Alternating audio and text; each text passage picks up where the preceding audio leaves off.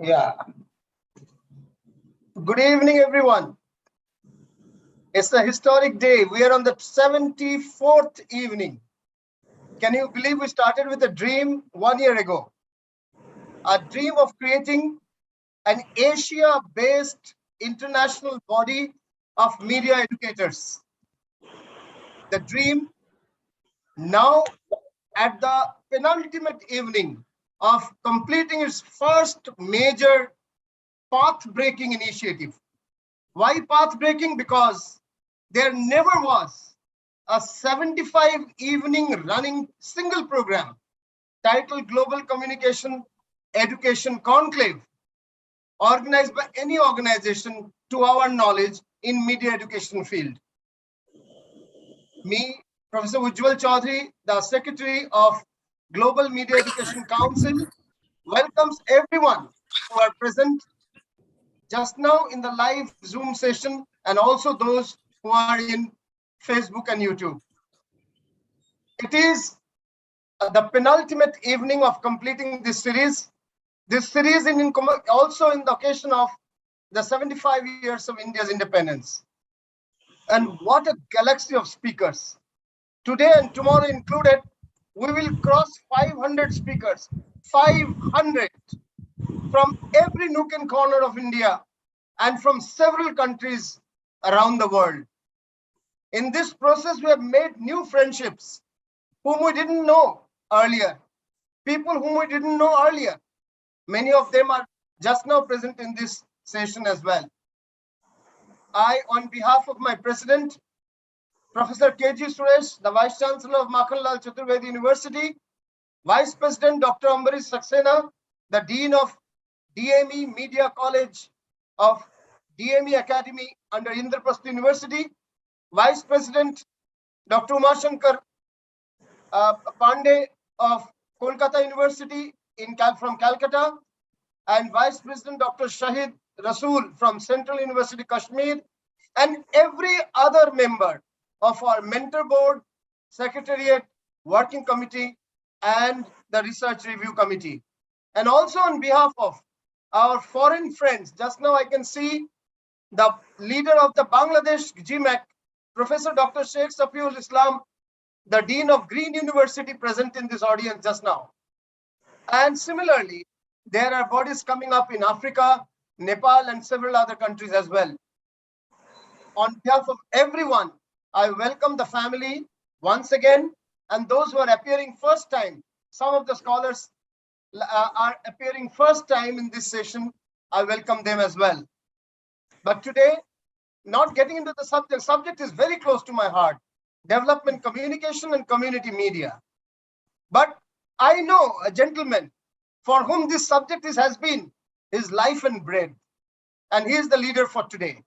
Someone who has actually lived by this theme of this program today, whether as a professional in the industry or as an academic today.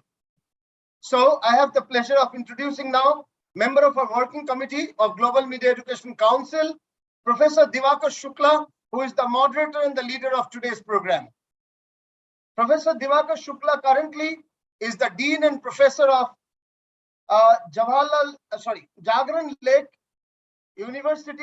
Jagran Lake City University of Bhopal, and he is also the head of JLU Advancement and International Affairs. He is Secretary Communication Committee of the Association of Universities of Asia and the Pacific, apart from being member of Working Committee of Global Media Education Council. Very significantly, he has worked earlier in various fields with premier organizations like World Bank, Indian Express, European on European projects and Dutch bilateral programs, while he has been also working for one of the largest communication organizations of the world, Ogilvy. And in Ogilvy, interestingly, as a managing partner of Ogilvy earlier, he designed and led various award-winning campaigns in social marketing, cause marketing, CSR, and that includes brands like Hindustan Unilever, Harvard Business School, USAID, Castrol, and many more. He has been a TEDx speaker, again focusing on the role of community media and development communication. He sits on the board of a couple of well-known NGOs in India, and also he has been a core team of UNICEF for updating its syllabus on social and behavioral change communication. His master's is from economics and with specialization in development economics particularly. This shows that Divakar ji from his student life till today has been committed to the theme on which is today's program. The program is on development communication and community media. He will introduce the entire galaxy of speakers today. But I must note here, and there are many of the leaders of different evenings programs present in this forum just now, that it is due to these leaders who have conceptualized each evening from brick by brick, brought in every speaker one by one, and created this powerful medium, what we call as GCEC, which is in the 74th evening just now. One more tomorrow, and we complete the 75 series on media education. To my knowledge, I haven't heard even in the more mainstream subject areas like management or let's say literature, 75-part series I haven't heard, but surely there hasn't been one in media education ever.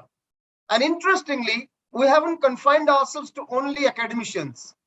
In each session, there have been academicians, an industry practitioner, an international academician or practitioner, a research scholar.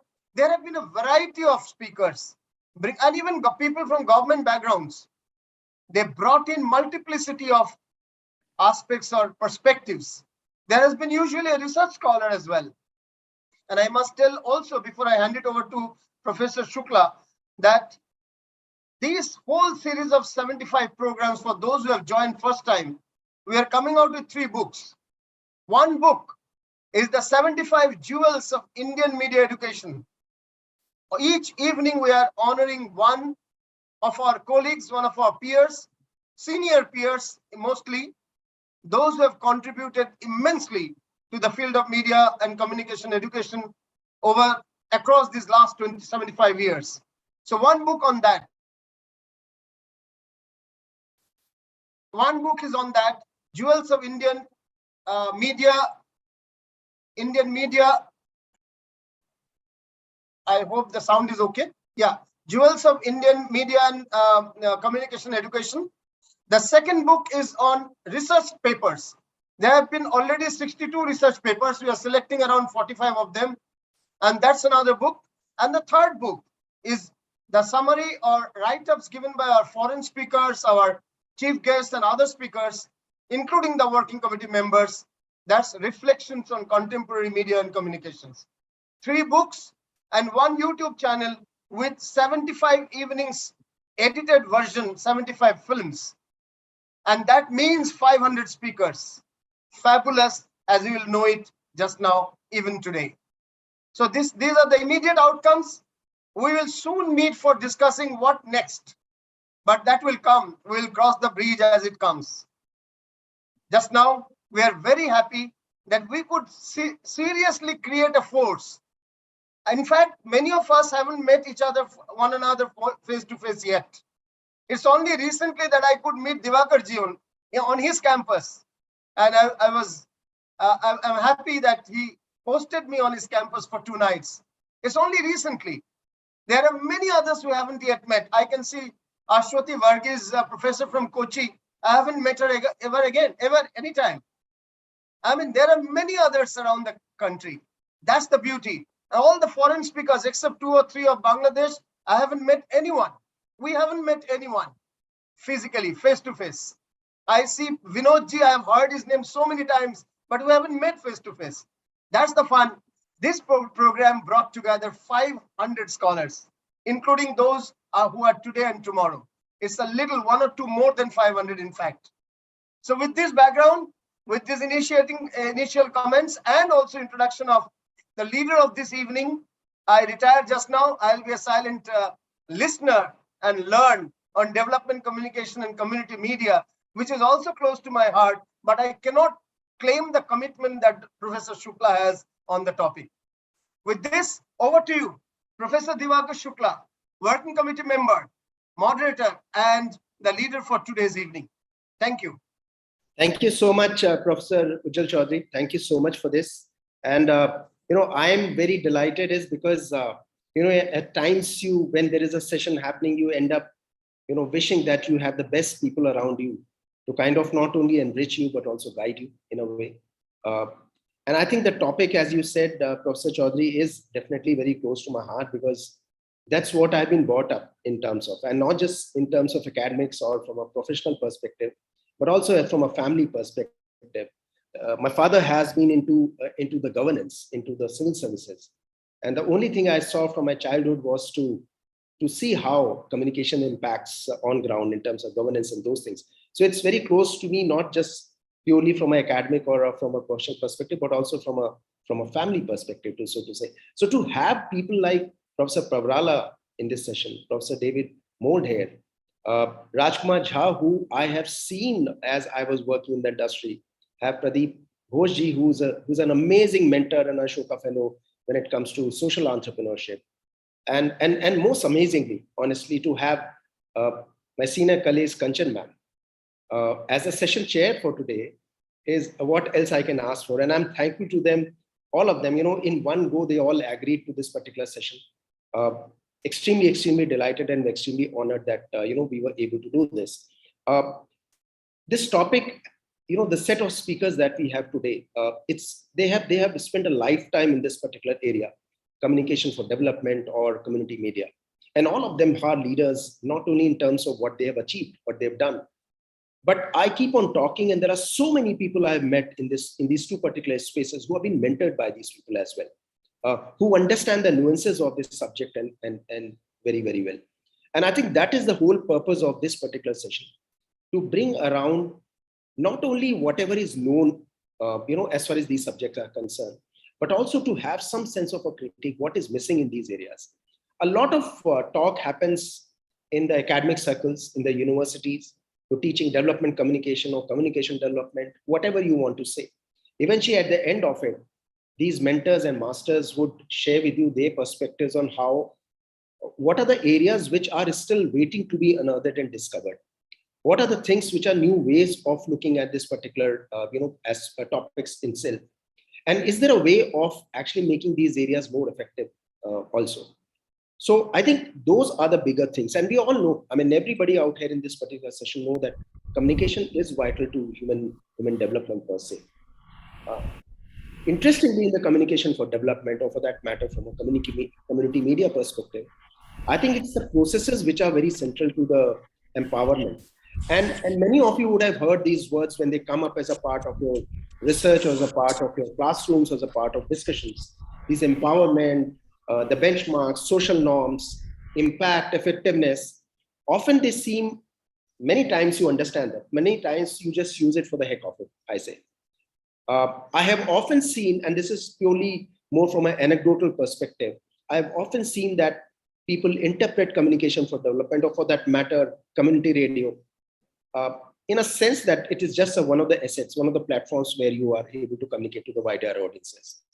What they fail to understand is the nuances of behavior change. They are unable to see what small changes happen on a day-to-day basis. Many times we do talk about behavioral change, but we often miss, as we say, the trees when it comes to what exactly pushes or nudges these behavioral change happening. What is happening in the world of a digital media, and certainly the new nuances are coming up. And in fact, very recently, I was speaking to somebody about how digital media has been, in a way, and I think Rajkumar Jha is the best person, because right now he's based in a village in Bihar. How digital media is also eroding some social cohesive glues when it comes to social norms. So there are very things which come in front of us, and we often wonder who to go to get some answers, to get some perspectives. So I'm delighted that I have these particular set of speakers today, and I'm sure that you would all love hearing them.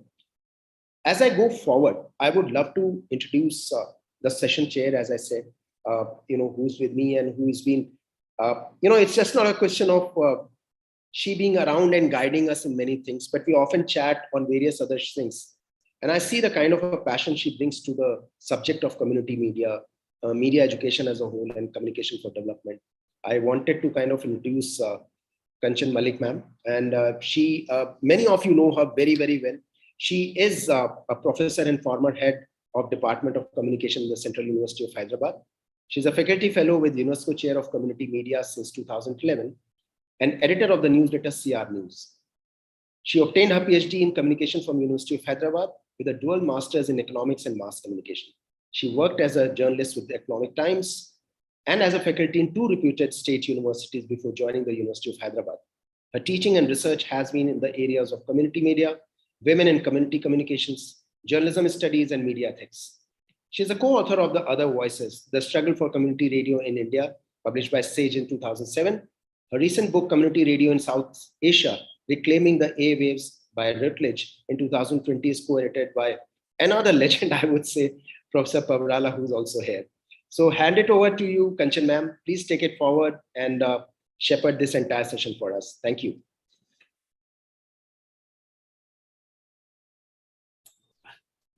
Am I audible?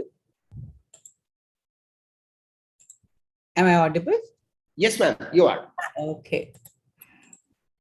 Thank you so much, Professor Diwakar Shukla, for that introduction.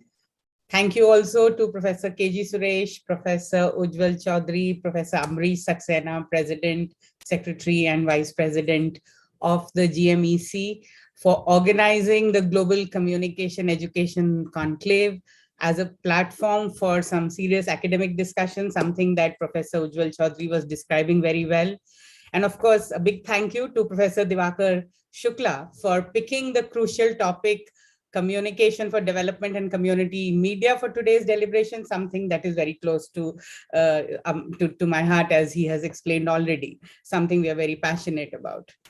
It is indeed a privilege to have with us a panel consisting of eminent speakers, starting with Professor Vinod Pavarala, Dr. David Mould, Mr. Rajkumar Jha, Mr. Pradeep Ghosh, each one a guru and expert in their specialized field, related intimately to this topic, communication for development and community, grassroots, local, or people's media.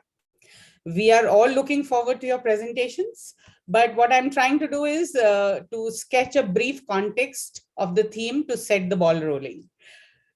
So any scholarly discussion in the contemporary times that analyzes the role played by media and communication in development must locate itself in the context of globalization. Media are looked upon both as facilitators of the phenomenon of globalization and those that have been affected and transformed by its perpetuation. So as an industry, the media have gained much from globalization, as they do not have to deal with the traditional political boundaries and are able to reach wider market to create profits. However, there is always the universally acknowledged issue of power geometry. I'm hoping some of you will touch on that. From whom and where the message originate, from what purpose and for what purpose and intent, who is at the receiving end, and what are the perceptible as well as not so obvious consequences.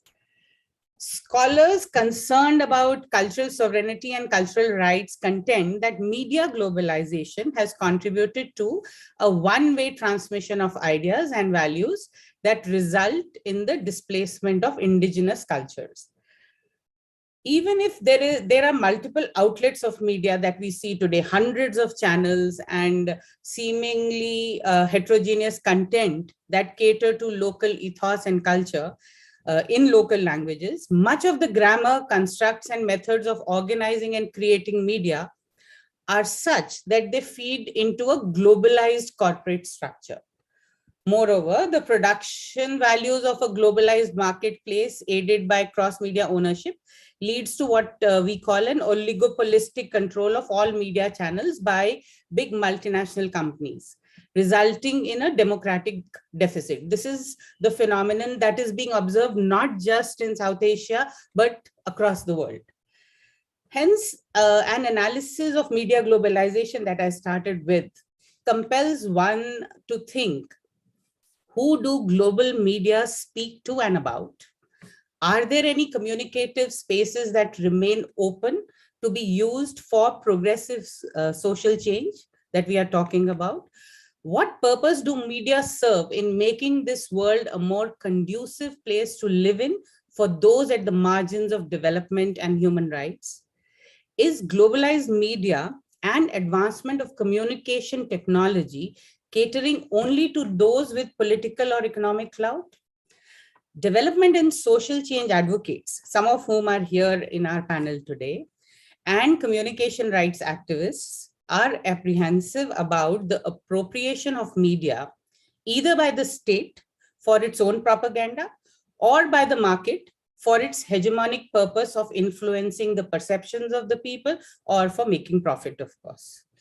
Social change advocates are articulating that the development potential of media must not be lost. This is something that we at the UNESCO Chair on Community Media have been doing for the past almost 2 decades. We are saying that there ought to be spaces to generate content that is change-oriented, locally relevant, socially responsible, as well as culturally rooted. So community-based media, such as provincial newspapers, we call them community newspapers in India, community radio, participatory video, popular theater, and independent documentaries are some of the significant alternatives that are looked upon as social change media that cater to people at the grassroots who remain unrepresented in this era of media globalization. Community media symbolize a paradigm shift in communication for development approaches from top-down to horizontal participatory forms of media. They act as tools for facilitating inclusive development that is people-centered and sustainable and focuses on active stakeholder participation. So civil society groups across the world are pushing for what are called community or alternative media, such as community radio, something again that we have been working on for several years. And they are being promoted as key partners for facilitating a localized and democratic development process. As I said, for the last over 2 decades, we have been studying community media as institutional spaces that can be effectively used by historically disadvantaged groups to make their voices heard and to address what we term as voice poverty. So today's enclave, I'm hoping, will examine the role played by community media in social change and how it enables creation of decentralized and democratic discursive spaces that promote inclusion of marginalized people as major stakeholders in the process of sustainable development. I'll stop here, Divakarji, and we'll invite the speakers to speak on the topics that they have decided for today's discussion. Thank you.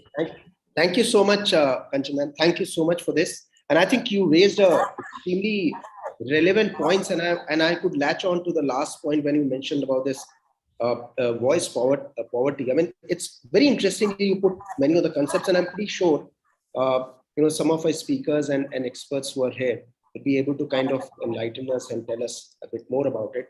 But before I move on to it, I wanted to introduce the chief guest for the evening and somebody who has worked extensively in the social entrepreneurship space. He's Mr. Pradeep Ghosh, who has almost about 15 to 20 years.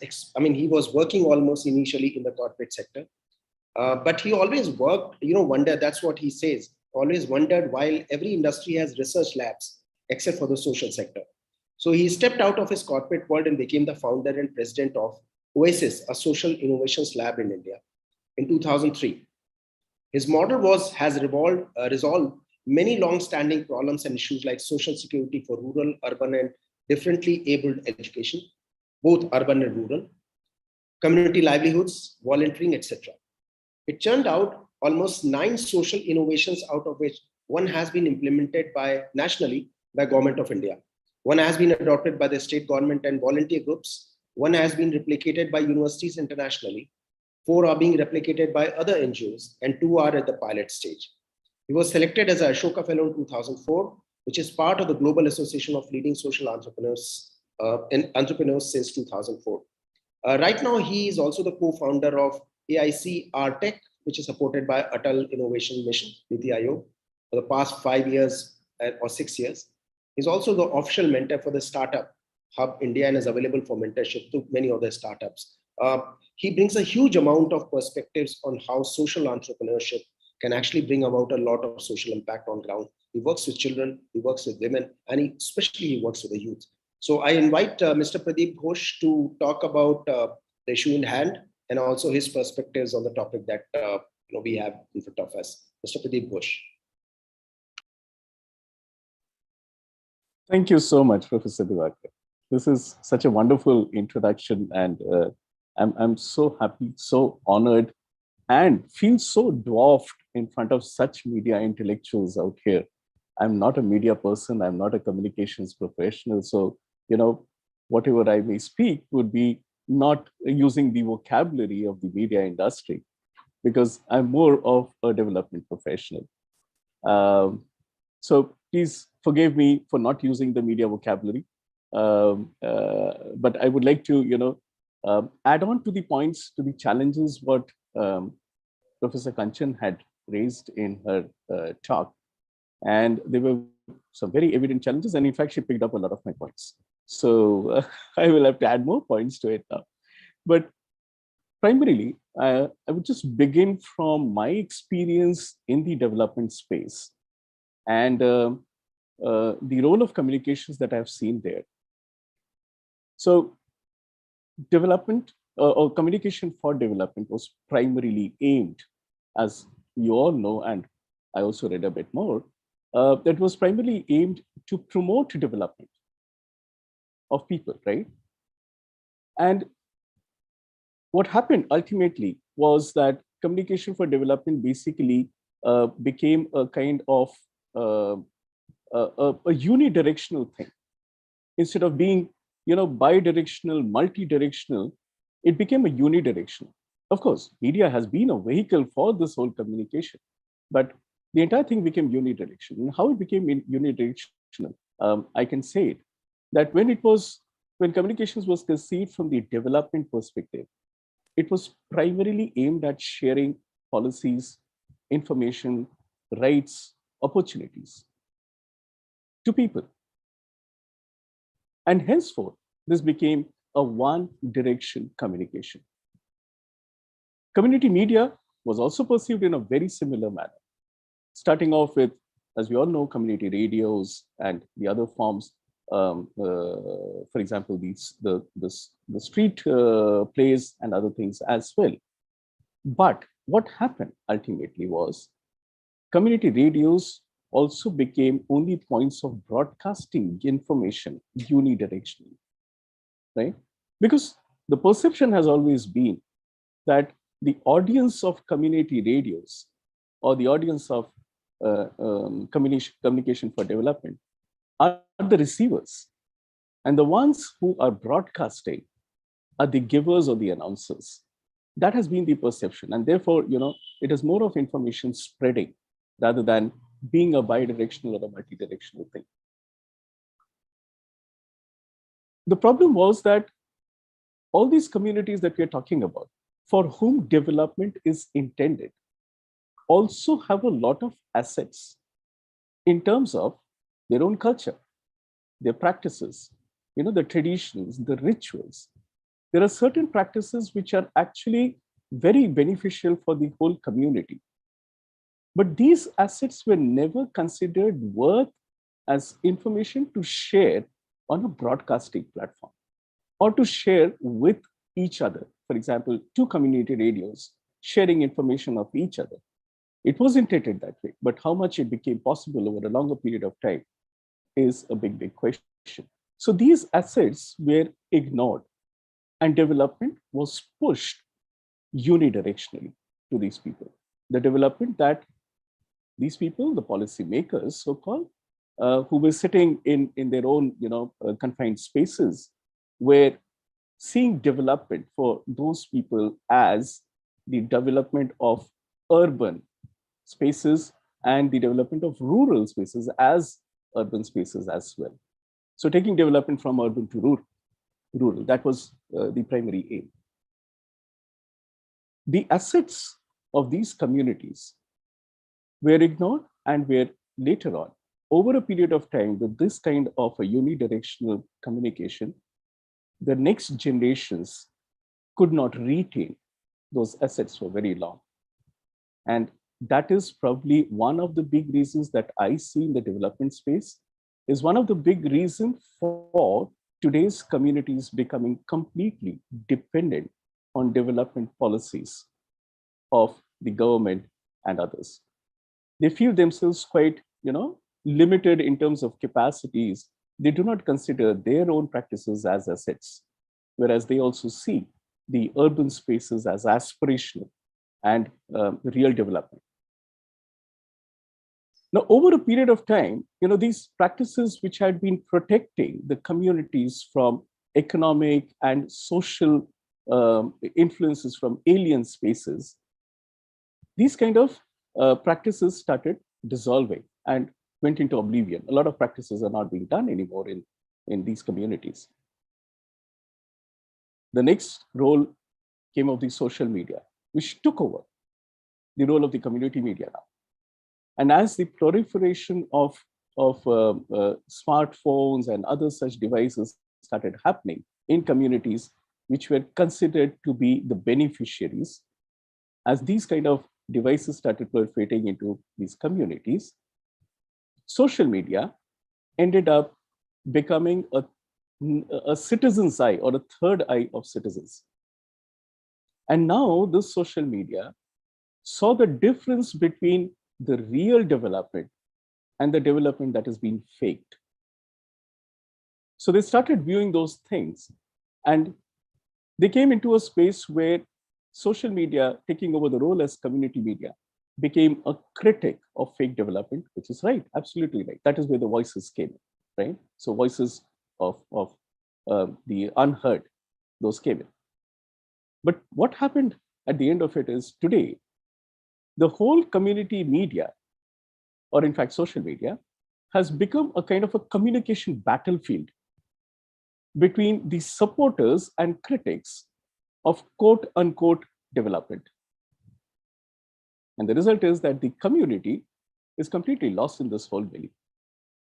So it is only, pro and against, for and against, that kind of a communication that has started happening. Communication needs to be bidirectional, needs to be multi-directional. The challenge of this whole, the space, the communication industry or the media profession now is to bring back the real objective of communication for real on-ground development. And that too, multi-directionally, not unidirectionally. So, this is the challenge that I see today. And I would definitely like to hear from all these people, so stalwarts here, answers to these questions. If you can give me some answers, I'll take home a lot of things today, in terms of knowledge base. Thank you so much for inviting me here. I hope this platform gives me some answers too. Thank you.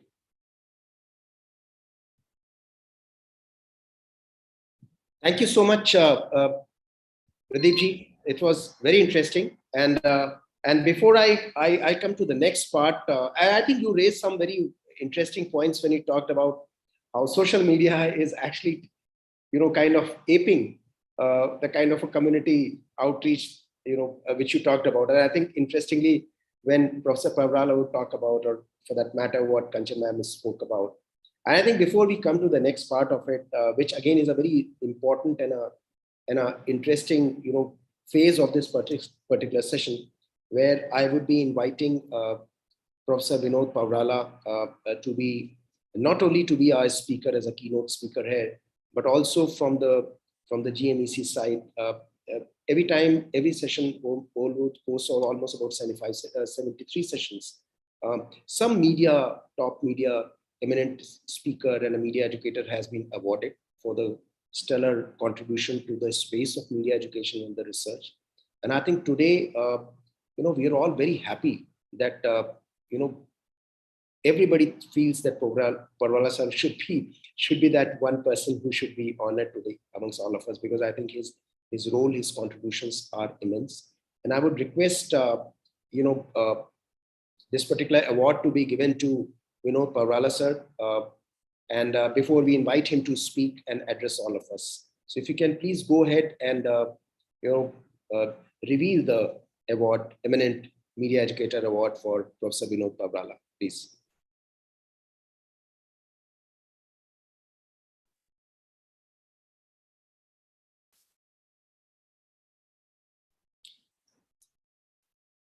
You want me to do something, Professor Diwakar? No, Pradeepji, I'm just going. I was waiting for the. Yes, that's right.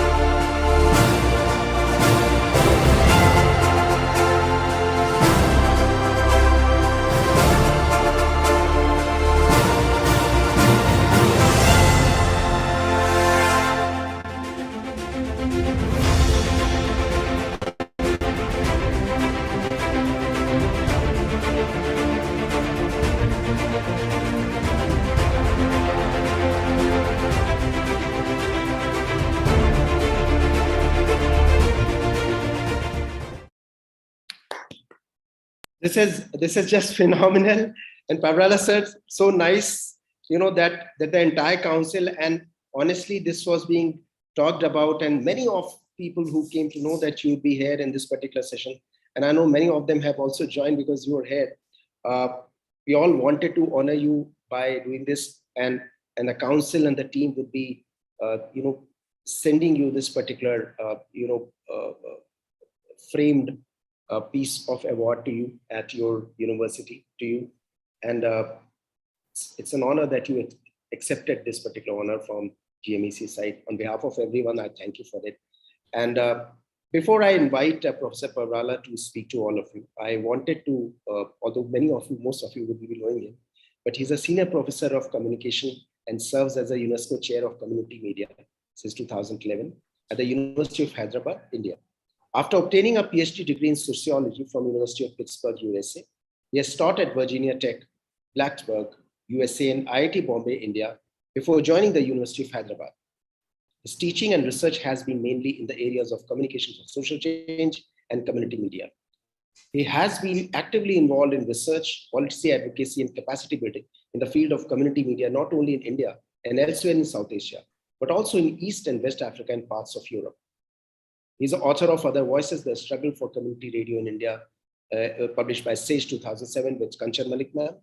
His most recent book, Community Radio in South Asia, Reclaiming the Airways, published by Routledge 2020, is co-edited with Kanchan Malik ma'am again. He has published several articles in scholarly journals and contributed book chapters to a number of edited volumes. Professor Parvala currently chairs both the ENAC Steering Committee as well as NEP 2020 Implementation Committee at the University of Hyderabad. Professor Parvala, may I invite you to please address all of us, please. But before he speaks, I think there is a video, small video to be shown. Sure, Ujjwal sir.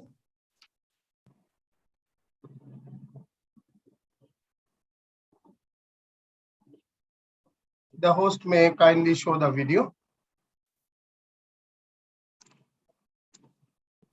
Professor Chaudhary, the video has been shown. Oh, really? Okay, Yeah. I missed it then. I missed. Yeah. I'm sorry. I'm Yeah. sorry. It's an honor for us, Vinod ji, for your presence. Please speak. Thank you, Professor Shukla and Professor Ujjwal Chaudhary and others in leadership positions at JMAC, and those of you who are behind this series of academic interactions that I'm told you've been organizing, the 74th one. I'm so happy to hear that. And also nice to see some old friends on this, many old friends, in fact, and my colleague and longtime research collaborator, Professor Kanchan Malik, chairing the session. I mean, it's nice to see her anytime on a panel together. And Professor David Mould, old friend and a veteran in the field. So thanks for being here, inviting me, and bestowing this somewhat embarrassing honor to me as an eminent educator. I mean, I have been an educator for more than 3 decades, yes, but to be ushered into the Hall of Eminence, one gets a feeling that you're telling me that I'm done and dusted. And let me assure you that I That's still lifetime, have, sir. That's lifetime. It's not lifetime. but let me assure you that there is enough in the tank to keep me going for some more time. My 20-something daughter, sort of burst out laughing when I told her, there's an organization bestowing eminent media educator award on me. And I'm sure some of my students would also have a wry smile on their faces to hear this, because it's sometimes that kind of, irreverence from young people around you, students, that actually keeps you going. Yeah, and your master's students, your PhD students, keep making sure that you have 2 feet firmly planted on the ground and don't get carried away by things you do or things that people tell you. However, I'm quite pleased with a group of peers, media and communication educators, recognizing some of the work that I have been doing. In fact, some of the work that our entire team has been doing back at University of Hyderabad. As they say in Africa, I am because we are. Yeah, so I'm happy to get this recognition on behalf of our team. I had asked Professor Shukla to allow me to speak for 10-15 minutes on this idea of intangible outcomes with which I have been grappling and done a couple of publications on that. Basically looking at intangible outcomes of communication for social change. As Kanchan and I and some of our team members have been going into the field, looking at community radios in interior rural areas in Eastern India, in Western India, in many parts of Southern India. Constantly we keep hearing from people that the consequences of community radio are that it fosters identity, it nurtures local languages and culture, builds capacities for self-expression, forges community solidarity, and so on. Couple of years ago, I think less than 2 years ago, when I visited rural West Bengal with another PhD student to study the role of theater of the oppressed in addressing issues of gender discrimination, one woman told us, we have now tasted freedom and we are not going to allow our menfolk to lock us up in the house anymore. Now, the gender empowerment that's implicit in that statement is clearly something that eludes easy measurement. Although it may in the long term have some very tangible effects on the community around this woman. There is a lot of scholarly literature, tons of reports on communication for development that are full of approaches to studying the effects of communication interventions, the impact of communication interventions on individual behavior and social change. Professor Shukla had alluded to that in his remarks.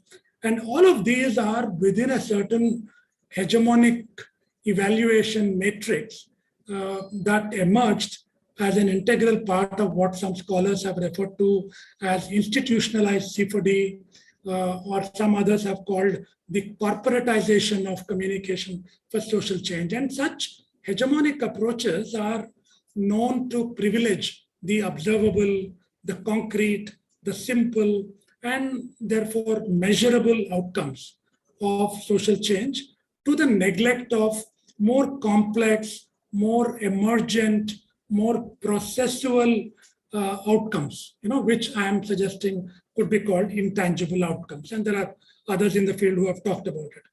So the evaluation from that hegemonic position then is based on a set of quantitative indicators and outcomes within a logical framework. Those of you in development studies are all too familiar with the log frame analysis and so on. Yeah, I mean, that becomes an integral part of the results-based management among national and international development agencies.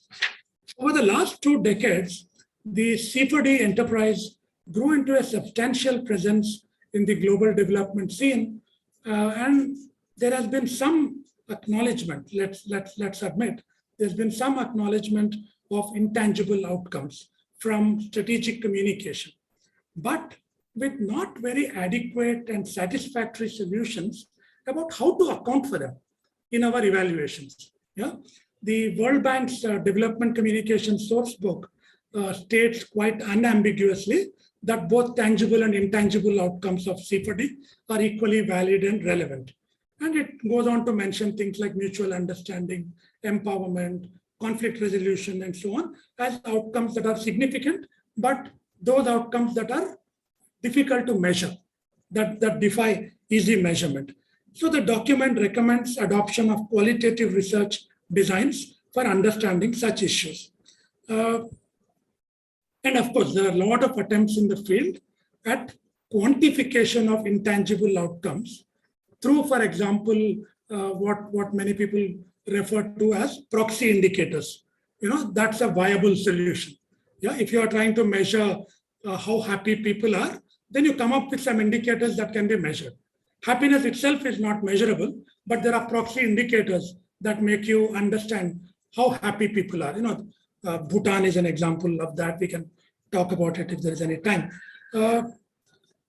Now, there are scholars like Sally Engel-Merry who came up with a solid critique of this imperative for quantitative data, that there is, this suggests a certain epistemological bias toward positivistic, evidence-based research, as well as a global governance discourse, which requires accountability. And this is upward accountability to donor agencies, to international funding agencies, international NGOs, and so on, as the factors responsible, as Sally Engel-Merry calls it, responsible for these seductions of quantification. Yeah? Now, the demand for tangible and measurable outcomes seem to arise from within this institutional matrix that consists of governments, donor agencies, multilateral organizations, policymakers, NGOs, each feeding off a spiral of benchmarks, targets, indicators, and so on, right? And these indicators have gained currency because of this perception that they are somehow value neutral and politically unbiased. Yeah, the moment you show, nice graphs and data and statistics, it all seems unbiased and scientific. The task of indicators then is to tame the intangible and to produce a concrete measure of otherwise complex and even abstract concepts, which is the intangible. So a lot of agencies have been involved. For example, the Swedish International Development Cooperation Agency talks about measuring the immeasurable, and there are examples in their own funded research where they are looking at the concept of empowerment and breaking it down into some measurable indices, and somehow unsatisfactory. Even when it comes from the father of participatory communication, someone like Robert Chambers. Robert Chambers, for example, in one of these reports, talks about a methodological breakthrough where he's actually suggesting the potential of participatory assessments, but ultimately he says one can convert qualitative dimensions into reliable and valid statistics. It was so disappointing to read, Chambers, the one and only Robert Chambers saying this, right? Because he says we have to measure up to robust evidence, the requirement for robust evidence. So The search then is for ways to capture intangible outcomes of communication for social change without robbing it of its conceptual richness. And I'm arguing that breaking down into proxy indicators and so on actually has that effect of robbing it of the conceptual richness of an idea, right?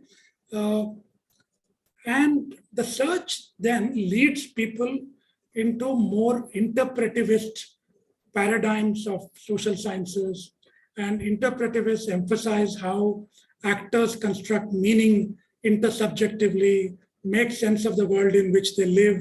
And in the development and social science sector, there is a very strong need for capturing intangible outcomes, and look at how, how we can make those latent outcomes more manifest. Yeah, and it requires, and the demand is for mobilizing a range of methods outside the dominant positivist paradigm, and perhaps in the more interpretivist paradigm, to account for these intangible outcomes. And we need to somehow get there by avoiding the temptation to, do what Chambers has suggested, to quantify the qualitative. Yeah, I mean, I don't think we need to do that.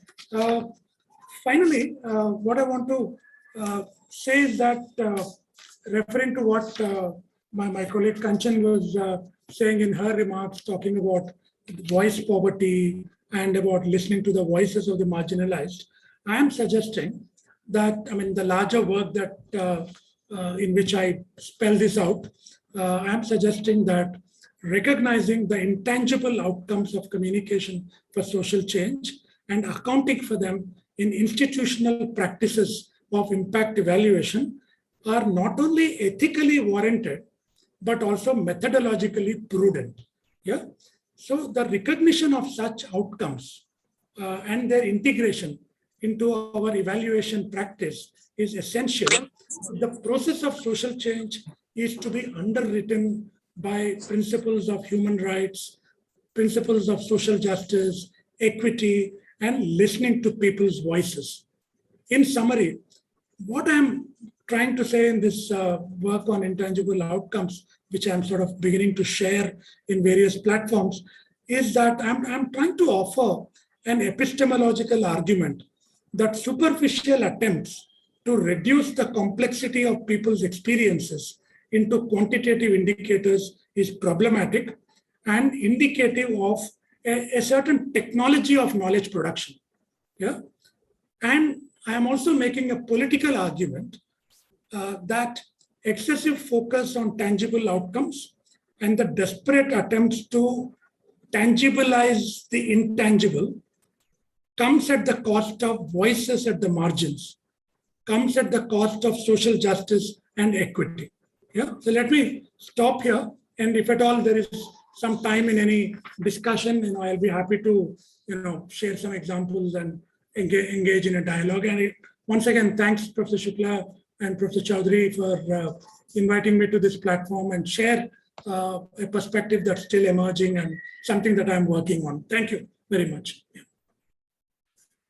Amazing, Professor Pravrala, amazing. And I really wish, that we kept on listening to you, because I think such profound way of looking at things. And to be very honest, sir, I think you have done so much work. It's amazing how you're challenging some of the things which are taken for granted. And I think you referred it so brilliantly when you talked about people are trying to reduce these particular challenges which you see, and trying to simplify the complexity which you see, and making it quantifiable is one way that they do it. But I think you perfectly said it. In fact, as you spoke, I wrote it down when you said about the conceptual richness of an idea itself. Such a brilliant way of describing what happens when you talk of communication for development, of behaviors or experiences with the communities. I'm bowled over, and this is really what I knew that this is going to happen. So thank you so much, sir, for speaking to us. And I'm sure that there will be more opportunities when we'll be able to kind of have slightly wider dialogue where you'll be able to enrich us. So thank you, sir. Before I come to the next speaker, and Professor Pavarala did mention about him, he is again another person who has done some amazingly seminal work in the areas of communication development. He's a gentleman, a professor who has contributed a lot in the areas of decoding, framing communication for development, ways, processes, and everything, and has contributed immensely over the years, has written some amazing stuff, books as well. I welcome Professor David Moore to this particular forum session. We want to hear him. But before I invite him to speak to all of you, I would want to introduce him to all of you. Many of you know him, but still. Dr. David Moore has almost 20 years of experience in training and curriculum development in communication for development, C4D, social and behavioral change communication, development journalism, and international media. He headed Ohio University's Communication and Development Studies postgraduate program and led a team that developed and delivered a UNICEF blended learning course on C4D, completed by more than 400 staff. From 2007 to 2010, he directed a UNICEF project to develop C4D curriculum and research capacity at universities in Bangladesh. Currently, he's working with a team that has developed a course on social and behavioral change communication for nutrition managers for UNICEF's East Asia and Pacific Regional Office. He has worked on contracts for USAID, UNESCO, FHI's 360 Population Reference Bureau, Asia Pacific Institute for Broadcasting Development, and Open Society Institute. He has held Fulbright fellowships in Kazakhstan and worked in Central, South, and Southeast Asia and Southern Africa. A former newspaper reporter and TV journalist, is the author of 4 books. He's Professor Emeritus of Media Arts and Studies at Ohio University. David, welcome to this particular session, and thank you so much for agreeing to be part of this. And over to you. Please address all of us. Thank you very much, Dr. Shukla. It's a great privilege to join such distinguished company here. And boy, Dr. Pavarala is going to be a hard act to follow, I have to say that, okay? I just want to briefly say hello to Dr. Shukla, who I met in November 2019 at a UNICEF workshop in Delhi, and we've kept in contact, I'm very happy to say, since then, and especially to my colleagues, Dr. Pavarala and Dr. Kanchan Malik, with whom I worked in 2016, was it? It's a long time ago now, isn't it? When we were doing a workshop for UNICEF staff. And I just want to sort of use that as a way to get into the topic, and I'll need to share my screen in a moment. But we had, I don't know, 50 or 60 UNICEF staff there who were not communication specialists, most of them, okay? They were in health, they were in child protection, they were in nutrition, the areas in which UNICEF worked. And our job really was to convince them that communication had something to do with their jobs, that it could actually produce results in areas such as health, nutrition, water, and sanitation. These were technical experts, most of them. What does communication have that can help me achieve my results?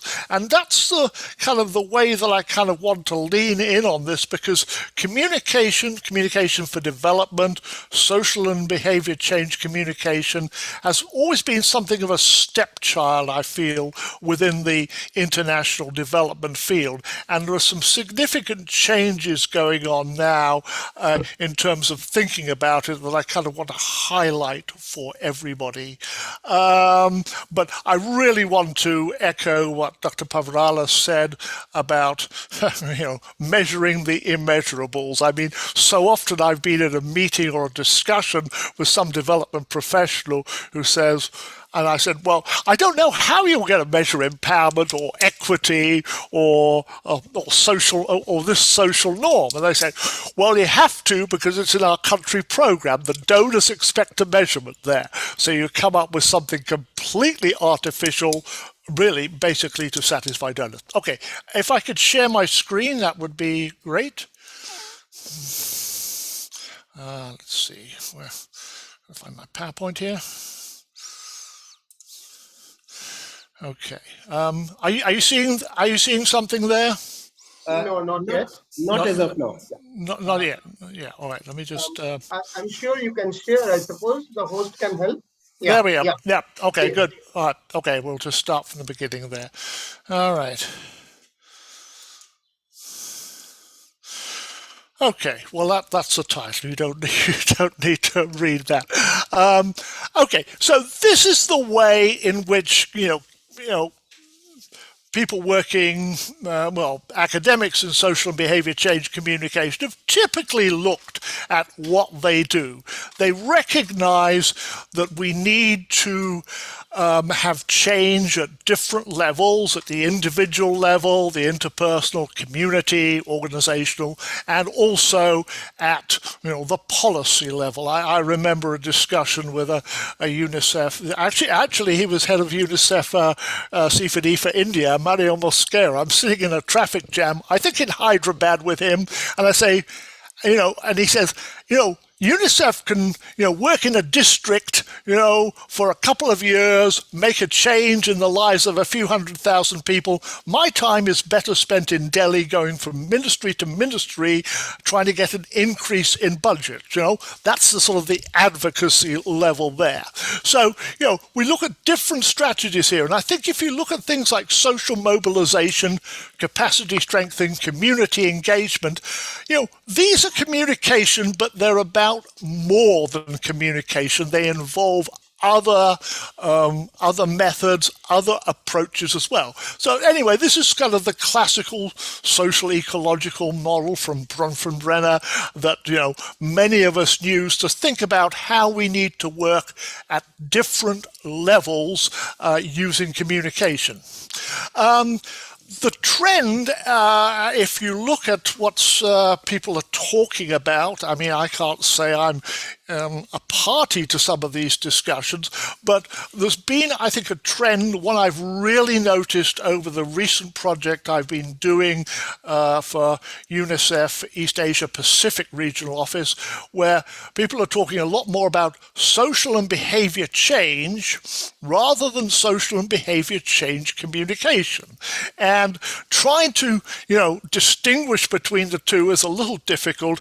I understand there are many lengthy papers being written on this by both scholars and practitioners, but both are multidisciplinary. I think the difference I'm trying to allude to here is that SBC, social and behavior change, tries to take a somewhat broader view of how change is accomplished. And this, as I say, has always been the challenge for communication professionals.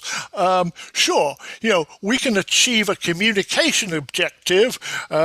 We can, meet one of a communication indicator, even Dr. Pavarala. But, what does that actually mean in terms of people's health, people's water and sanitation, children's education, and so on?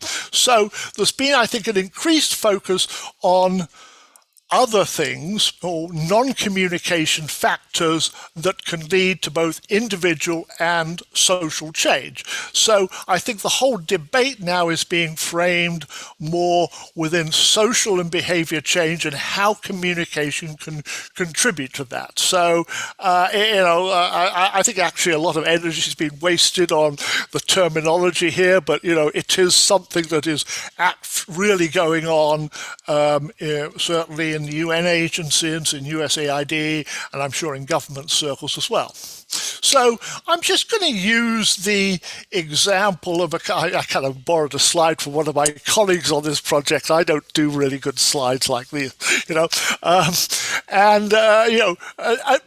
what we're looking at here in terms of nutrition, and our job here is to help prepare nutrition managers and planners who are not communication professionals to use communication there. So we're looking at a whole series of determinants. We have to start with, how do you change nutrition? How do you change, mothers and caregivers' practices? How do we change how children do that? And, there are a number of, determinants at different levels. So this is a kind of framework in which we look at maternal and child nutrition. And it's also a systems approach here, recognizing that to change behaviors, a lot of systems or a lot of areas are involved. And again, I cannot claim responsibility for this lovely graphic. I say I stole it. I borrowed it. I borrowed it with permission, of course. Okay, but when we look at the the norms and behaviors of mothers, we are thinking about the food system, for example. Okay, there's no point in talking about nutrition and saying to mothers or family members, you need to feed your child this or that, if the food is not available, if the farmers are not growing it, if it's too expensive. It's a supply issue here. Education is important. So, there's a sort of systems approach that's taken here that I think is really kind of instructive in thinking how actually we use communication. And this is another way of looking at it. And I mean, the yin and yang between supply and demand is very, very important. So a lot of the things in communication are kind of driven by demand. How do we create demand or create or change individual behaviors, change social norms in the communities? We look at people's current beliefs and knowledge and practices, and we create role models and we do campaigns. But on the other side, there's a supply side here. If you don't have the food, if you don't have quality care at health clinics, then it's really not going to work. And then there is what Mario Mosquera was talking about in terms of trying to increase budgets at government agencies, the enabling environment. This is where the advocacy comes in. What's going to be the role of the private sector? How much can government have? So this is kind of, as I say, the broader framework for looking at, not just nutrition, but really I use that simply because it's the area where I've been working recently, but other areas of development. So let's see. I think this actually pretty much repeats what I had in the last slide, so there's no need to look at it anymore. We can move on. Okay. I wanted to say a little bit here about how when we get into especially individual behavior change, how we break things down. And this is something I give credit to my former colleague, Karen Greiner, who I think was with us in 2016. She's now, I think, UNICEF C4D advisor for Western Central Africa, but she did a really good short paper. And, the type of communication that we use depends on what we're trying to change. Are we trying to get mothers to register do birth registration for their children, or are we trying to stop child labor and early marriage? Those are two very different things. And are we trying to get people to wash their hands at the critical times of the day, or are we want them to build latrines? So the simplicity of the action, okay, is this something that is simple to do, easy to remember to do, is one factor.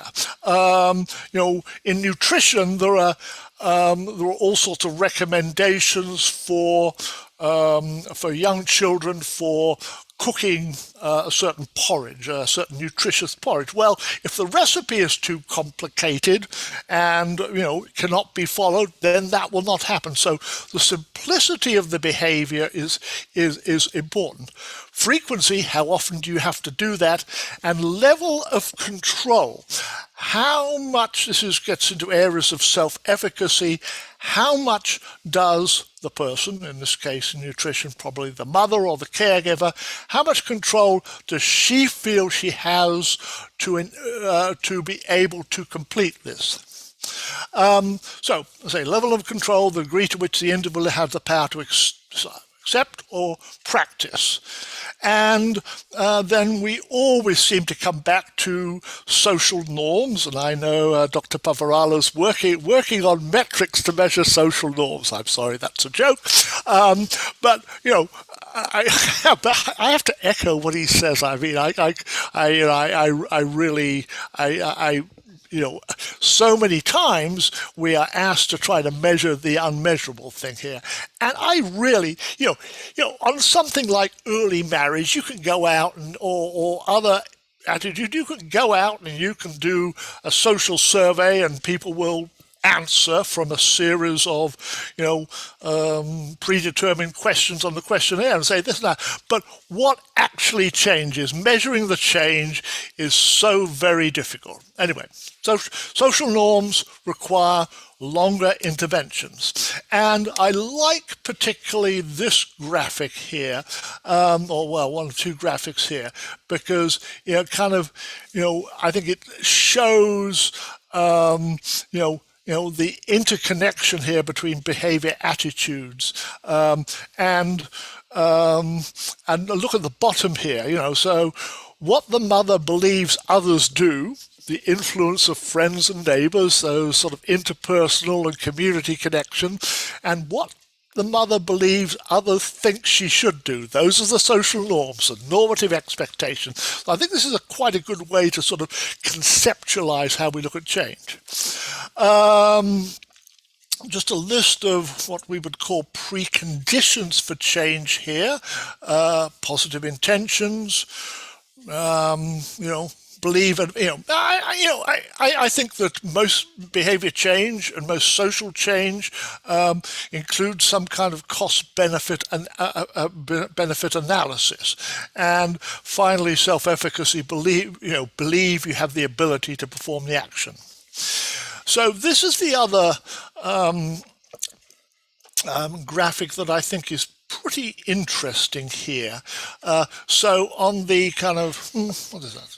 The y-axis here, we're talking about at the top individual behavior, and bottom social norms.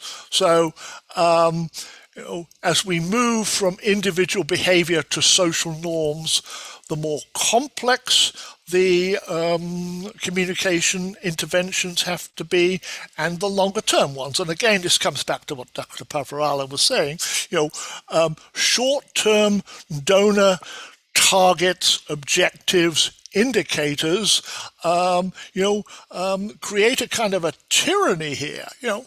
You're not going to change so early marriage in a community in a year. You know, you might get a little bump in attitudes there. This is long term, but I'm sorry, we've got funding for only 2 years and it has to be done by then. Again, I'm being a little facetious about that there.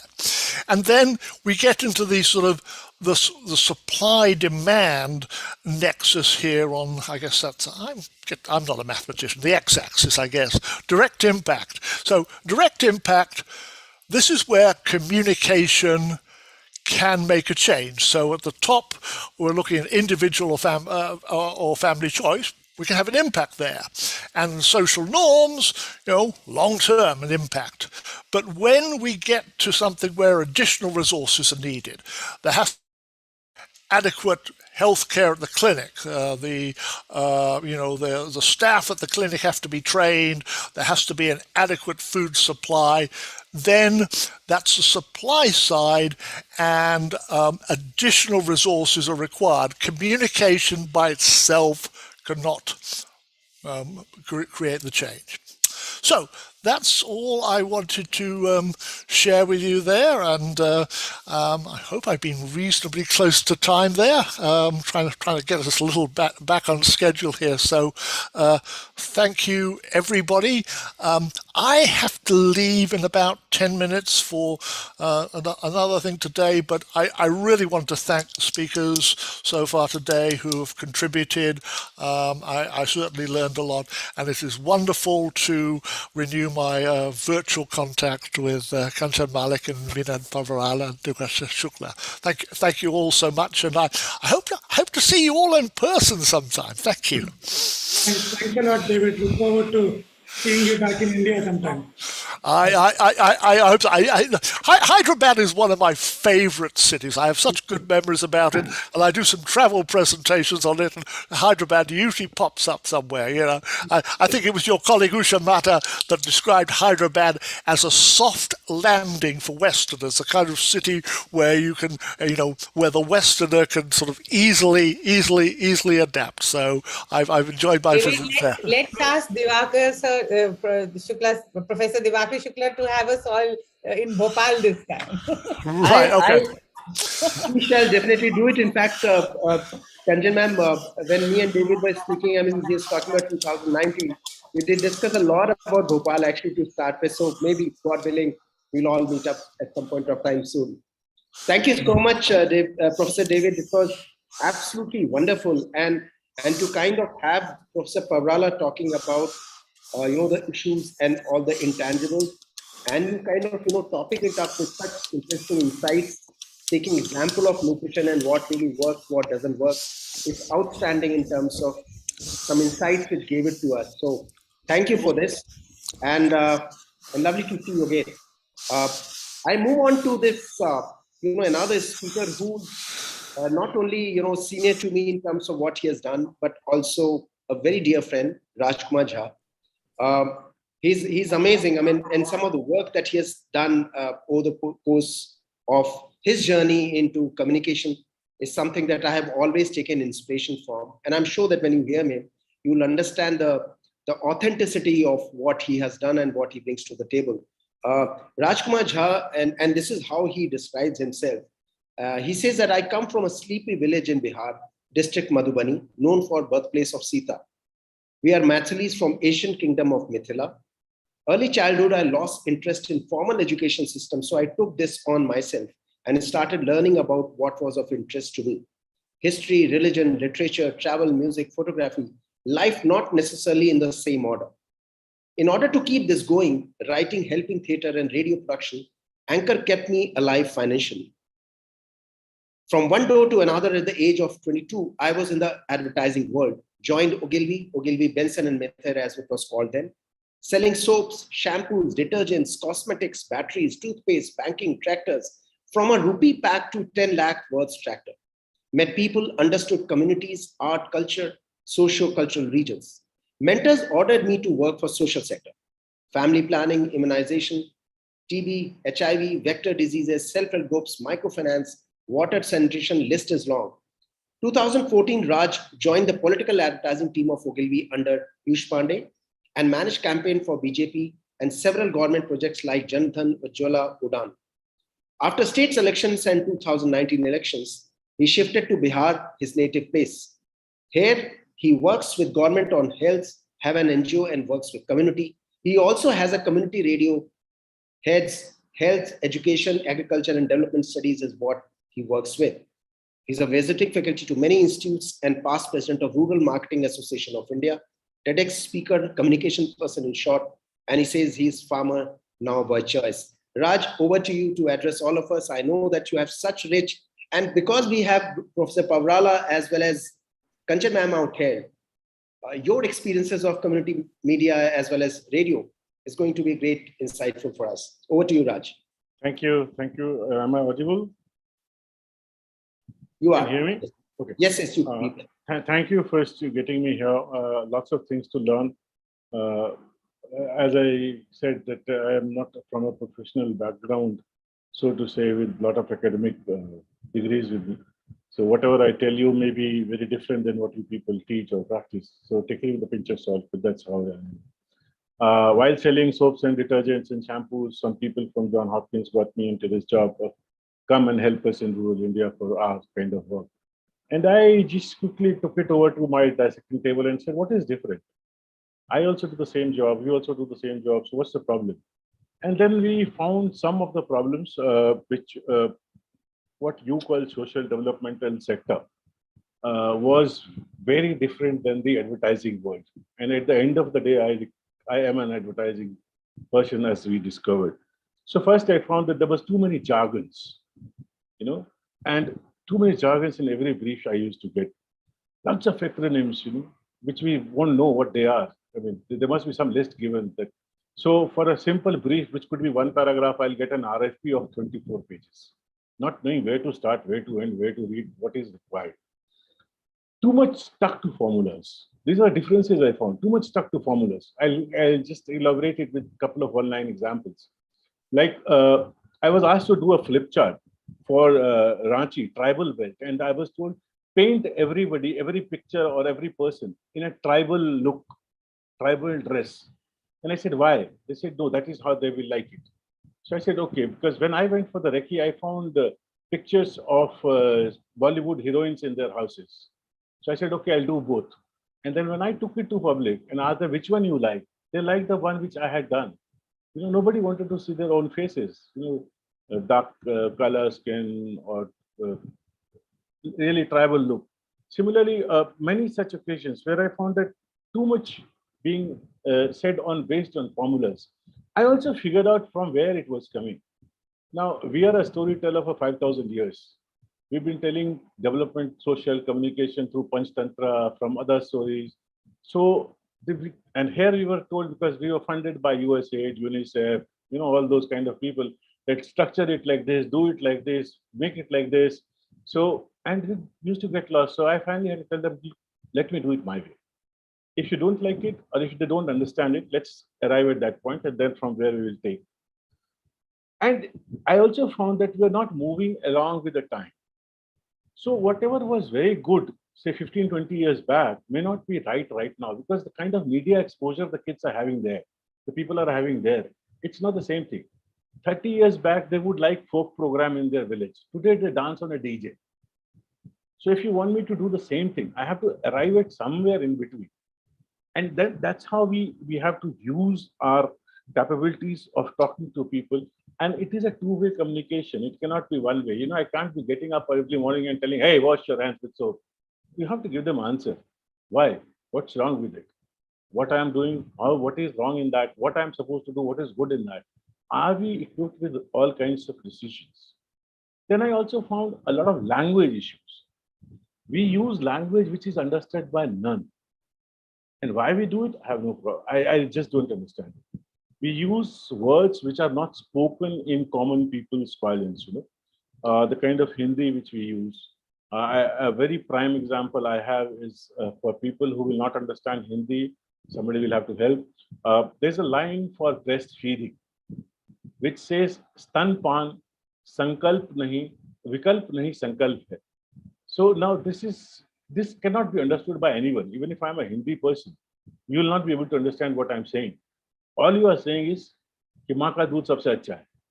So say it that normally, you know, say it that way. Also using words like prasav ke liye suvidhaएं, facilities for delivery of a child. Now, when we speak to each other, we don't say kahan ja rahi ho, prasav ke liye ja rahi hu, main garbhavati hu. We don't use this kind of language. So we found we don't use people's language. And unless we do that, communication for development cannot proceed further. They have to understand what we are saying. They have to comprehend what we are saying. And if we can do it for soaps, shampoos, detergents, why can't we do it for this? So we started working on that and started making moves slowly and slowly.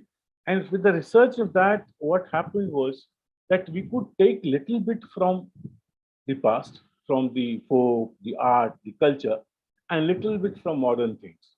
Now, I'll give you a very small example again. When I open my window in the morning, where I stay these days in my village, I have at least 20, 30 girls grazing goats. And this is all that they should be in the school at that time, though the COVID school was closed, but now that is open, but they're still grazing. And I doubt if they will ever go back again.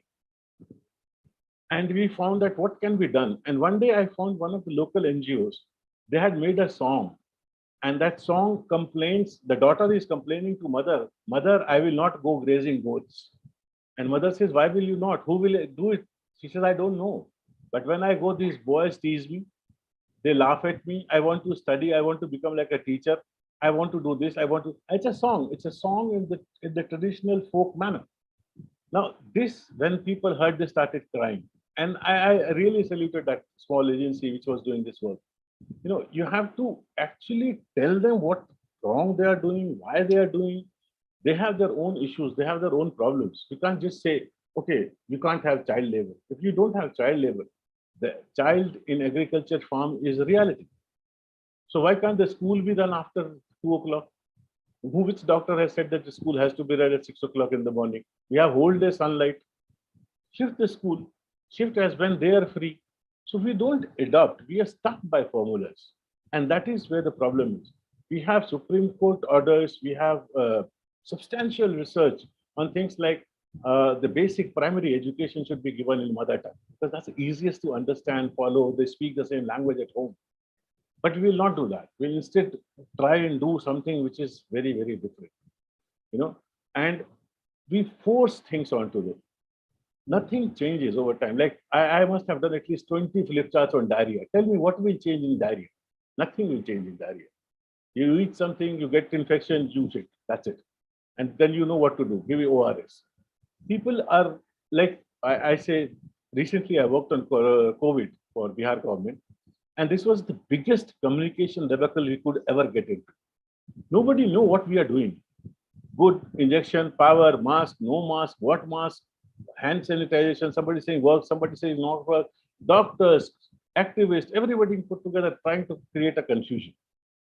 Why can't people decide, sit and say only this is what to be told? Because once you've said something, it's very difficult to undo that. Very difficult to undo that because you launched that missile, it's gone, it will blast. So, like pregnant women will not be given virus injection. Why? Who said that? Then 3 months later, I have to go and tell everybody that it is important for pregnant women also. So how do you keep changing it? You cannot. You have to be. You are working in an environment which is very dynamic today. Now, if I know that every household today has a smartphone, one phone at least, with a youngster, with a boy or a girl or whoever it is, and they keep watching these small reels, which we call them, or memes, which we come. What's wrong if I do programs in that? So we have these small satires, which we do on open defecation. I do a program called Basiya Bhat, which is the staple one-day-old rice. It is very tasty, but which basically saying that you know it. Even then, let me tell you. And I make fun of people, and I say that you are an idiot who's wearing a mask here. You have to wear it on your chin. That's how the virus will not go. Where he says, how can you say that? Yeah, you see, everybody is wearing it on a chin. You are the only idiot who's wearing on nose. When you make fun of it, when you come out with satire, when you come out with something which they understand, then they will start talking to you. And we get this information. Now, what happens? Because I also somehow got into this community radio thing, it's a very difficult thing because I have to get people to volunteer, and you have to train them as to go and look for what, go and look for talk what. So as a lot of media education had to be done. So I started a course in mobile journalism and radio journalism over mobile. And I trained about 100 students to go and do this work for me. And telling them that to identify what actually will work and what not. Now, community radio, I don't know when it started. There are people who've been masters of it. But over the age, it has lost its charm. First, the definition of community has changed. From 2 or 3 or 5 villages, the whole city or whole state has become a community. So if I have to give a health message or open defecation message or about COVID, it's for the entire state in that particular language or in that particular accent or whatever we were talking about. It's not left to that. Now, the present form of community radio does not reach. It does not have a good reach. It only reaches to some 10 kilometers or 4 kilometers or 5 kilometers. And the biggest issue is there are no radios. We made a survey of 2,000 households and we found 2 radios.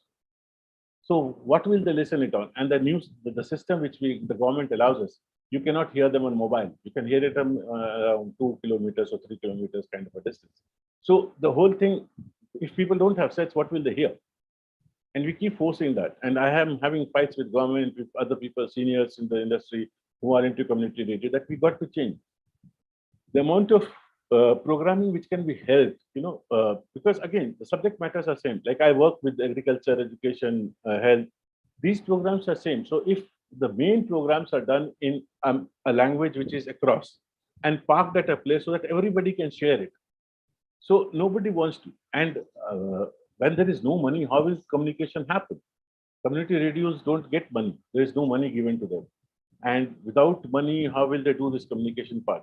So things are becoming a bit difficult. But because we keep working with community, whether I work with truckers, it's a community, whether I work with farmers, it is a community, whether I work with self-help groups, it's a community. We work day and out with communities. So we have to follow the way they meet, the way they communicate, the way they transfer their knowledge, where they will share the content which I give it to them. And in a manner, like most of the slogans which you will find written in Hindi, most of my major work is up north, they will write slogans. Now, slogans were time when one had to remember them. There was nothing. So it was like Ramayana Kal, so Doha Banate. So you used to rhyme it to remember it. Now, those days are gone. You don't have to rhyme everything necessarily. So we are not leaving the old age practices, not using a English. Like I keep telling my people that when you are working with identities, every time I get an RFP, it will say design a logo, and nobody knows what will happen to that logo. So how much money will you put behind that logo? Today, I do not know if on road, if I get 10 people and ask them what is the logo of family planning, will they ever even remember it?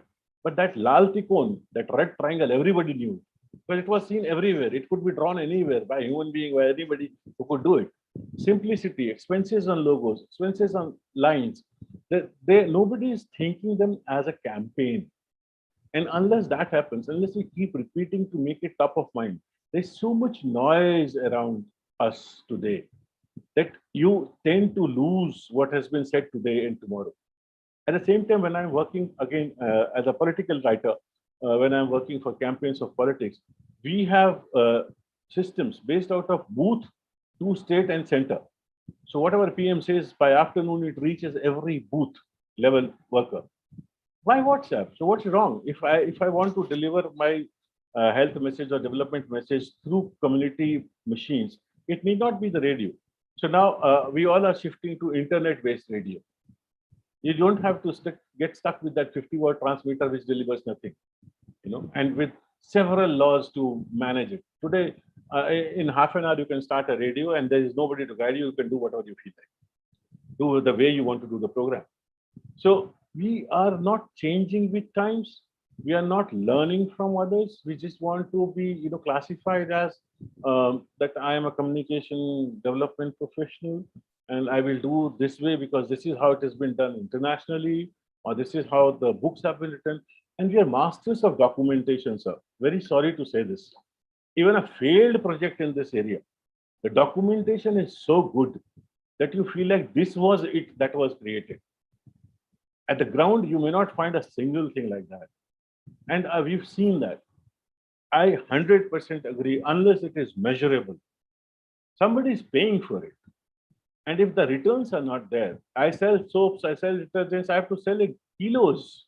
I have to tell them how much I will sell in this season, even though advertising does not sell, but there is a target given to you. So why is it not selling? So unless it is measurable, whether it is day after recall, whether it is changing some kind of a behavior, whether it is adaptation of anything, for us, everything is a behavior change. Making them use a soap, a toothpaste, a dishwasher, everything is a behavior change. We may not describe it in the same manner as C4D people describe it, or people otherwise describe it, or they have lots of formulas and methods to lay down it. But we don't mix things. If I'm talking about chocolate, I don't talk about sugarcane growers. But here, when I write a project, I will be asked, maintain gender, maintain age, maintain caste, maintain religion. With so much maintain, you will not be able to maintain what you were supposed to maintain. So how we do it, some briefs you get which just shakes you, like everybody has to go to school. Why? Says who? Prime Minister wants it. But why will I send my child to school? Give me a reason. Unless I give them, and once you start talking to them, if you explain them that education does not give you a job, that was a wrong platform, we sold it for 70 years or 75 years. Education just builds quality of life. Tomorrow, when you go to a shop, you give him a 100 rupee note, you will know how much change is he giving. You will be signing at a paper which you will know what you are signing. You will be able to read bus number. You will be able to read train number. You will be able to identify numbers. So what's wrong in it? You should know this and then quickly understand, yes, this is value to them. We don't show value. We just show what we have. And that's where the problem is. It can get into a long debate. As an advertising person, we've been told to communicate within the given time. So this is what I had to say in brief. But a lovely evening, lovely to hear all of you and a lot to learn. And I would like to connect again. And whenever you people have time, if you are in Bihar, please do drop in Madhuban. You can get my numbers from Divakar. And all of you are invited to stay at my place. I have a small Google campus where we have a small lab where we do communication checks and talking to people, designing what works, what does not work. And if one of you, any of your students want to come over, always welcome. Thank you. Thank you so much. Thank you so much, Raj. Always lovely hearing you and having that absolutely, ground level angst at times, opportunities at times, and most importantly, your own profound insights which you have gathered over the years. So I think it's always lovely to hear you and learn from you. Kanchan ma'am, over to you, please.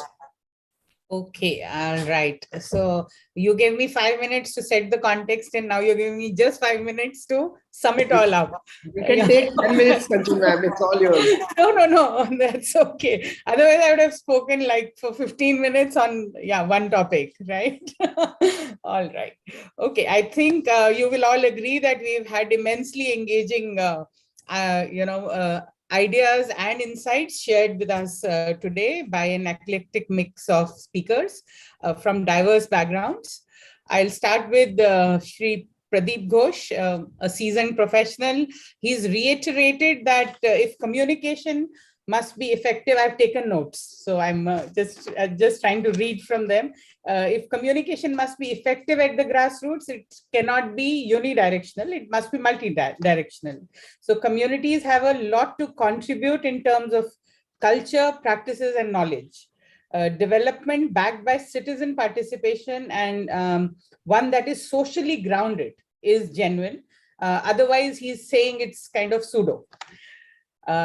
Okay, Professor Pavrala shared his conceptual work on what he calls intangible outcomes. So I just want to go back to, the time when we were doing our research in Jharkhand to assess, what people are deriving out of the community radio project there beyond the tangible benefits.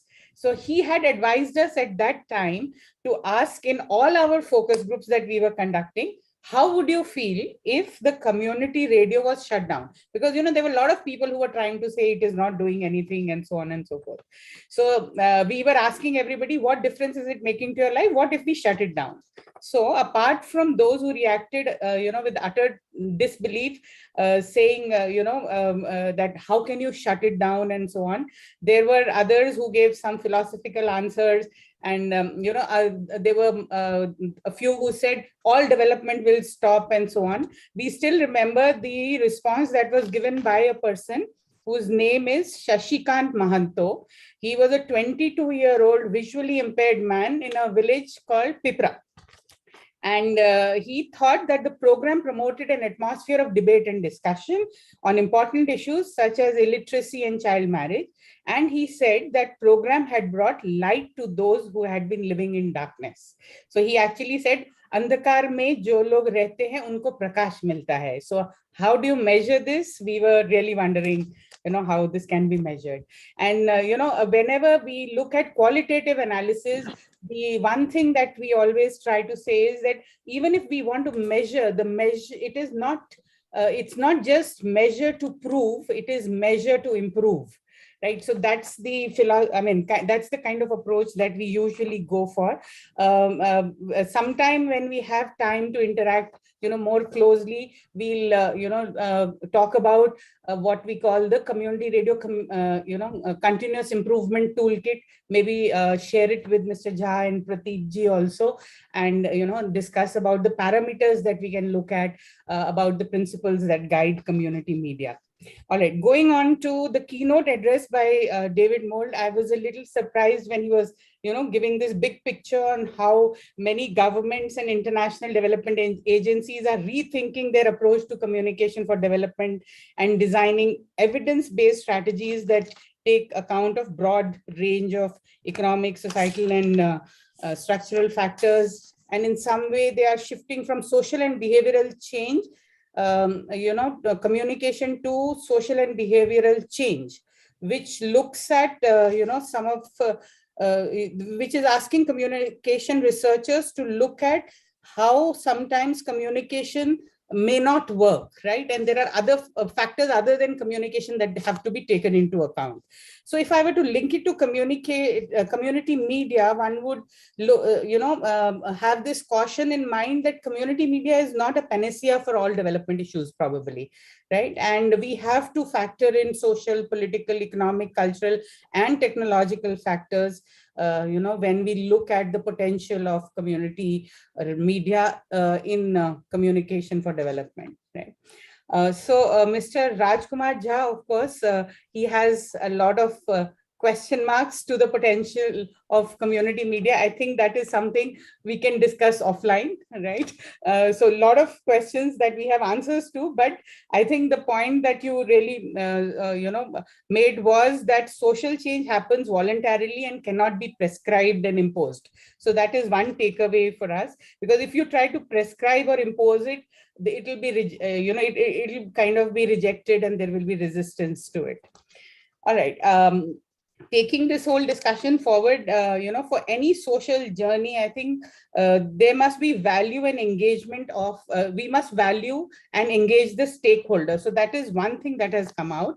And it is, and it also again came out in Mr. Jha's presentation. I think you were trying to say that communities, I think it came out also in other presentations where the communities, it should not be about doing something for the communities, but communities doing things for themselves, right? So that is also something that has come out in many of the presentations. All right, so we can safely conclude that both communication for development and community media are fields of study and endeavor that have immense scope for both research and practice. These are fields that need creative and dedicated researchers who are passionate about the principles, processes, and practices that are associated with this field. Why I'm saying this is especially because people think that these are very serious, probably, boring field. I think they're very exciting. There's very exciting work that, needs to happen there. These are, there are very intricate nuances that one can get into and study. And there are very creative programming that can be done also as far as community media is concerned, right? In the end, what I'd like to share with you is one slide that has, Mr. Jha was mentioning logos. So it has logos of some of the community media in India that you may have never seen earlier, actually. So just to give an idea to you of the colorful community media landscape of our country, and hope that there will be many more. So just sharing with you a slide. Okay, is it visible? Yeah, it's there. It's there. Okay, so I don't know if you've seen these logos before and how much people have spent on this, but yeah. So this is how colorful it looks as of now. These are just a few, but I'm hoping there will be many more. The government has said, as far as radio is concerned, there would be at least one in every district. But we have here community media. We have here community newspapers, and also participatory video initiatives, and of course, community radio. All right, I'll stop sharing.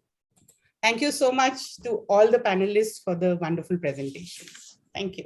Thank you so much, Kanchan ma'am. Thank you so much for this. Professor Ujjwal, are you there? Would you want to close this session? Dr. Saxena, Amriji? I was listening throughout because it was one of such a rich sessions, because I have been in most of the sessions, in fact, during the last 7-8 months, but this was one of the most distinct session because one, we got a chance to listen to the stalwarts of development communication and diverse viewpoints. That was another interesting thing. And from theory to practice, how the thinking can differ on the same subject towards approach towards a particular subject. So that was really interesting. And this is in fact the beauty of there's a Global Communication Education Conclave, that such a kind of people, such as scholars and practitioners, they have been participating, who have their own take, and the kind of deliberation that makes in fact the deliberations rich, and that leaves us somewhere wherein we feel that there is more to discuss. As Professor Kanchan Malik said this, then we can, I mean, whether we do it online or offline, but that discussion, that deliberation will continue. So that's in fact the beauty of these kind of sessions. And the way, particularly Professor Divakar, the way you moderated the session, because there have been many young moderators as well in different sessions.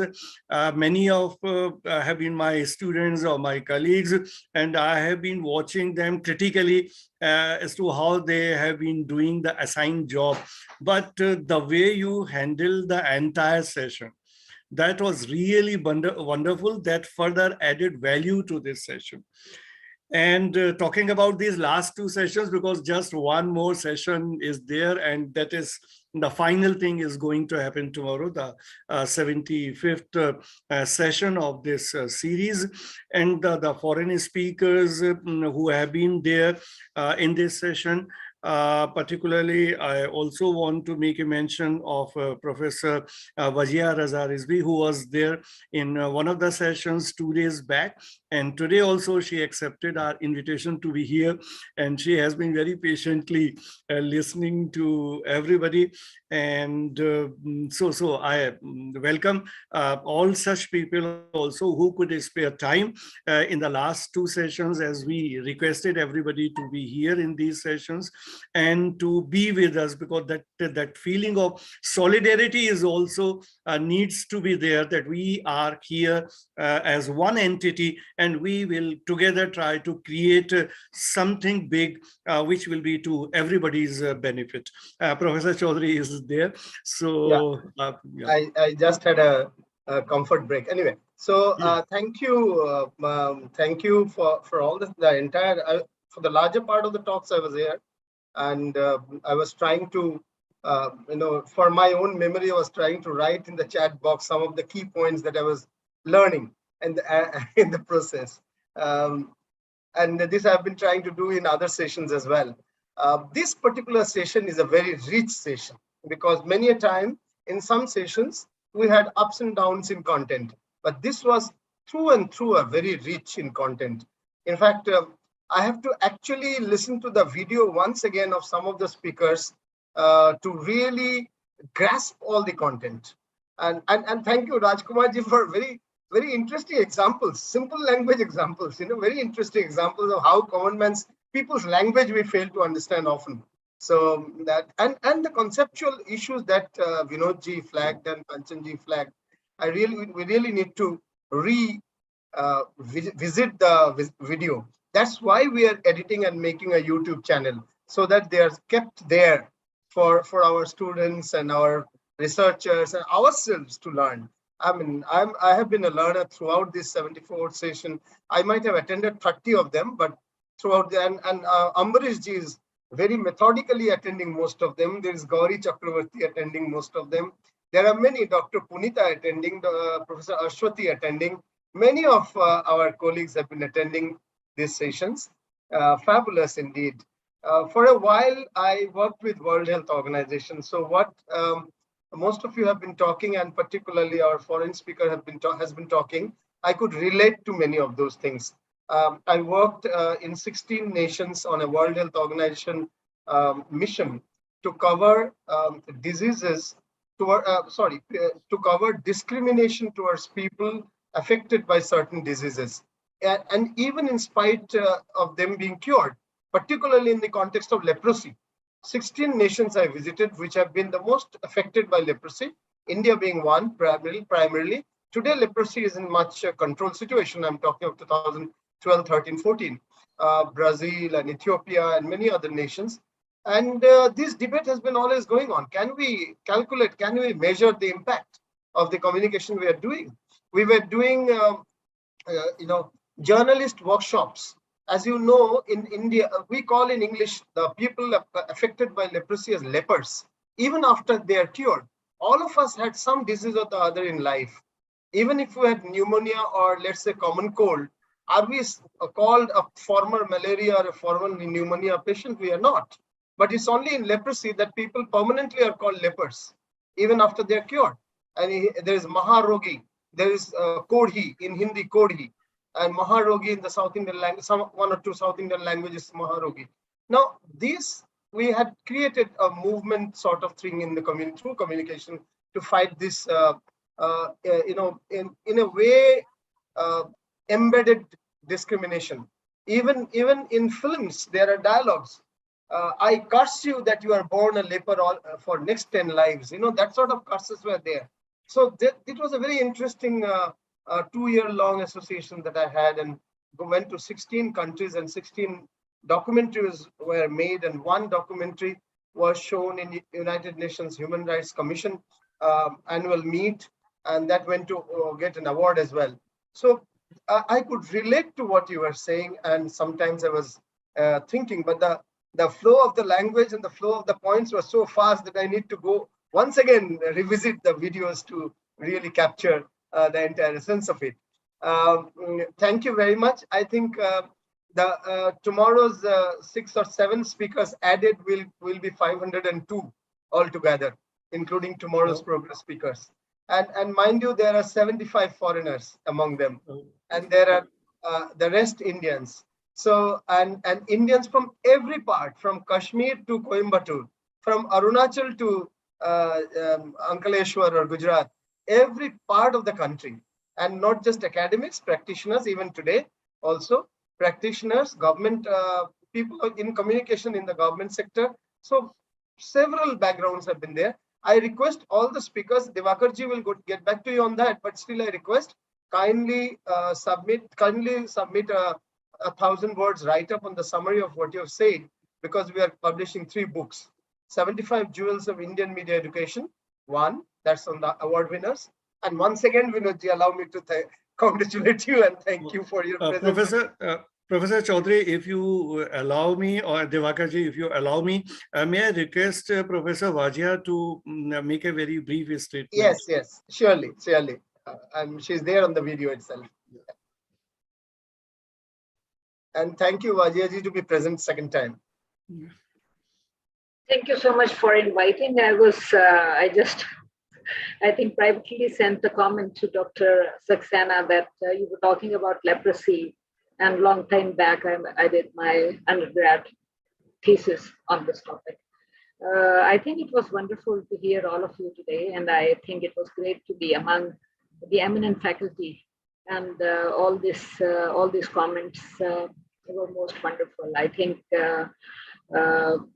this second day of 75 presentations is most amazing, and I think it was far stronger than the one I attended 2 days back. So I'm sure that I'm looking forward to the next one tomorrow, and I'm positive that would be, in fact, the richest of all.